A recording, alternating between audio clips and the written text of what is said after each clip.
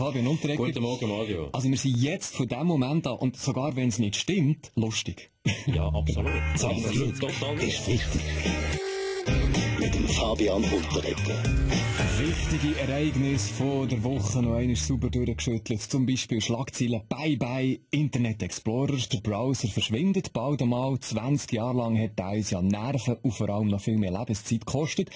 Roger Köppel auch erleichtert. Die Weltwoche hat exklusiv recherchiert, dass die Explorer-User die Nachricht wegen der langen Ladezeiten noch gar nicht gelesen haben. Aber ein bisschen Nostalgie kommt dann sicher auf, wenn der Internet Explorer dann mal nicht mehr da ist. Schliesslich hat eine Menge das Internet via genau diesen Browser entdeckt.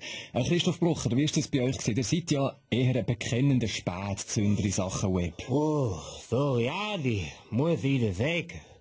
Explorer, so der Kabis. Früher, da haben wir noch selber die Welt entdeckt. Wo ich dort zwar wie der Kolumbus auf Indien gesegelt bin, ist noch keine Fehlermeldung gekommen, dass wir auf dem falschen Weg sind. Ciao zusammen, das ist der Blick am Morgen. Zum Glück wird der Browser gelöscht, so verschwindet auch meine ganze History. Verschwunden ist die Woche ein gutes Stichwort gewesen, oder? Der russische Präsident Wladimir Putin ist gut 10 Tage lang verschwunden gewesen und der Anfangswoche wieder auftaucht.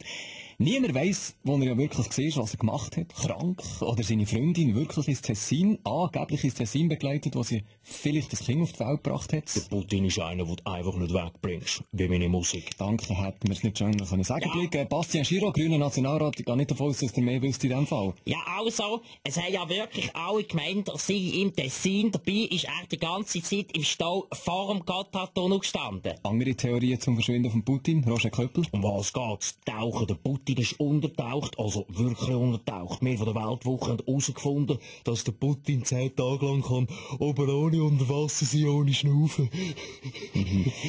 Gut, und jetzt doch noch, ja, jetzt so noch zurück zum dem grossen Thema aus den letzten Tagen, oder? Ist der Stinkfinger vom griechischen Finanzminister Yannis Varoufakis fake gewesen, oder nicht? Und das hat jetzt diese Woche keine Ruhe gelassen. Höchste Zeit für eine Klärung. Der Varoufakis darum jetzt exklusiver Gast live beim Schawinski. Fuck, jetzt hör mich. Yannis Varoufakis. Hello, hey Galimera. Okay, Galimera. Okay, kann man sagen, warum hast du Yannis den Stinkfinger gezeigt? Das ist das, okay, finde ich schade. Das ist nicht ein sehr substanzieller Beitrag zu der Klärung. Ich gebe weiter zu den News. Auch heute keine News, Musik. Okay, wir machen weiter mit den News. Zum Glück ist wichtig.